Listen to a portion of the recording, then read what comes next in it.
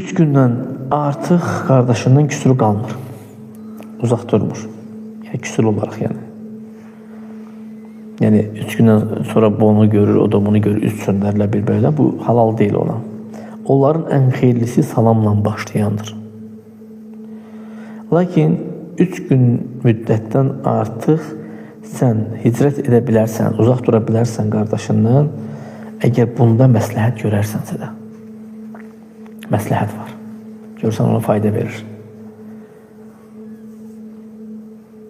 Yəni 3 gündən çox görsən ki, bir insan günah üzərindədir, qardaşın açıq aydın o günahları edir, bundan tövbə eləmir və sən də görürsən ki, sənin ondan uzaqlaşmağın onu tövbəyə aparır.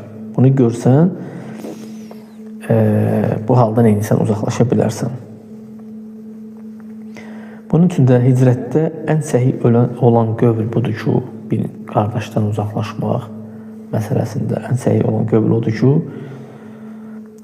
İnnəhum rəxxasu fihi fi xilali 3 əyyam. Yəni 3 gün ərzində icazə verilibdir.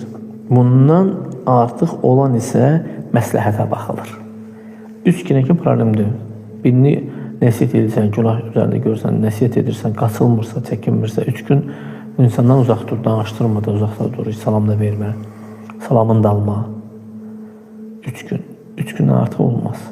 Əgər görsən ki, məsləhət var, təsirlənəcək, tövbə edəcək, bu halda dura bilərsən. Yəni, belə görsən, xeyirlə nəticələnir, eləsin, qoy eləsin. Əks halda isə icazəli deyil. Hətta həmin insan günahı açıq eləsə belə. Yəni, ondan uzaq, əslində bir qardaşdan uzaqlaşmaqda, hicrət eləməkdə məsləhət axtarırsan da. Sən niyə ondan uzaqlaşırsan ki? Uzaqlaşırsan ki, bu insan bəlkə başa düşər. Deyərək, bu qardaş məndən niyə uzaqlaşıb? Oturar, fikirləşər, soruşar. Qayıda bilər də etdiyi günahlardan, hasiliklərdən.